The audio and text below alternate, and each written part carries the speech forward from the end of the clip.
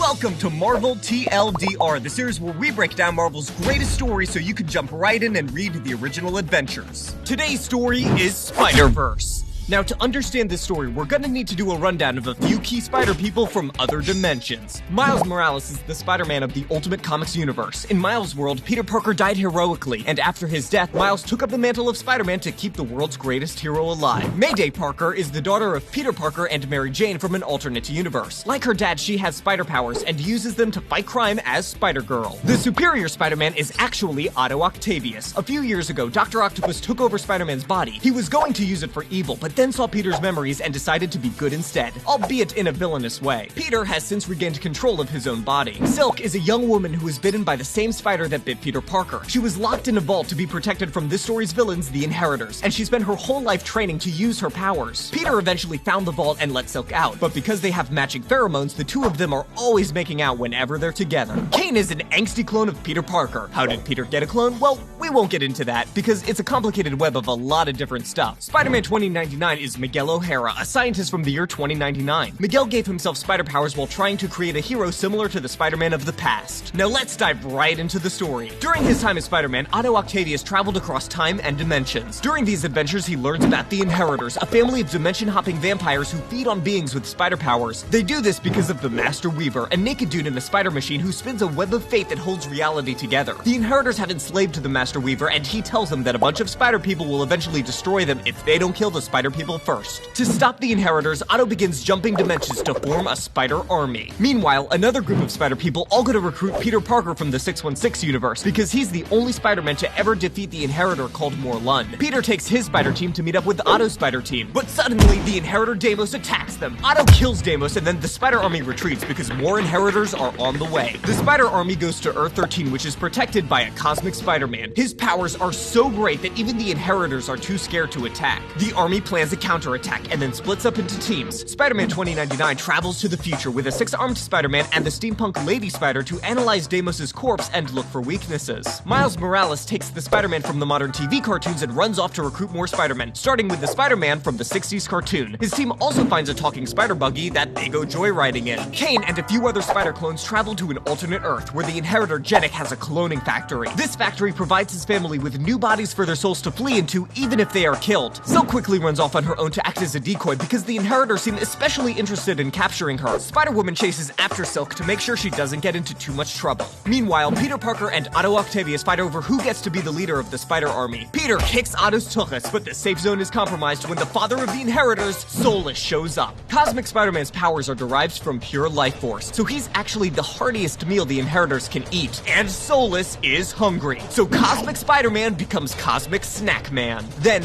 the Inheritors kidnap Mayday Parker's baby brother Benji, and with Cosmic Spider-Man dead, all hope seems lost.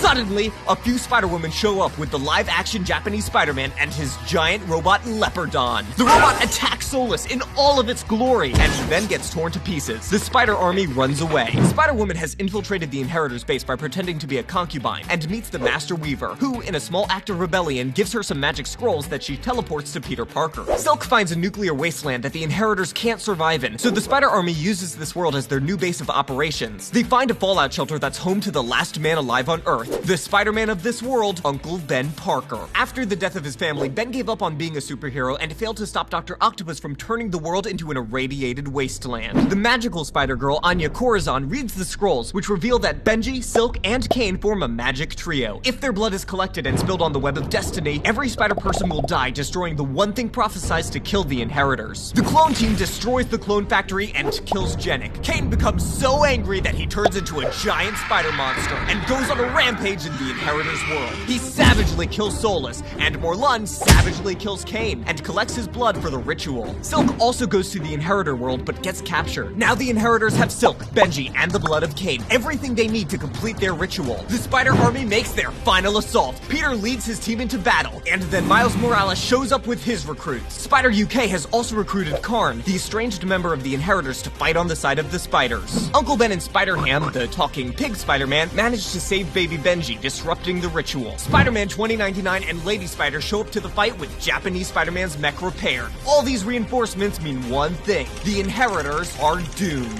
The Spider Army wipes the floor with the Inheritors and then throws them into the radioactive world. The Spider People are victorious. But in the aftermath of the victory, there's trouble amongst the spiders. During the battle, Superior Spider-Man decided to literally end destiny by killing the Master Weaver and cutting up the great web of life and destiny. Peter beats up Otto again and sends him back in time with no memory of what happened. And then Karn takes the place of the Master Weaver to repair the great web. Uncle Ben goes to Mayday's dimension to be part of the family again, and all the other spiders go home to happy endings.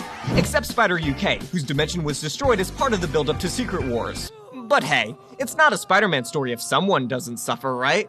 Thanks for watching this video. Read the original Spider-Verse saga on Marvel Unlimited, on the Marvel Comics app, or in graphic novel edition wherever comics are sold.